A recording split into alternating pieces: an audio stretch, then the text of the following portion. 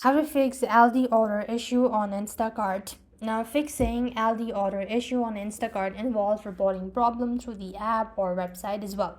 First thing first, you could just go ahead and make sure to check your internet connections as well. So there, just go to settings on your device, locate internet and network. Make sure to refresh the app, and that should also help you out. Now, what next you want to do is you just want to make sure to open up Aldi. Onto your device, tap the more at the bottom right. There you have order history. You just want to make sure to go to this order history, and you could select the relevant order. Simply press on get help, select the specific issues and the affected items as well. And you could also go ahead and ask for a refund process or maybe cancel it as well. So this way you should be able to fix. If nothing works out, then you have to contact support. So there as well, you just want to make sure to come to this page, scroll down to the bottom. There you have help.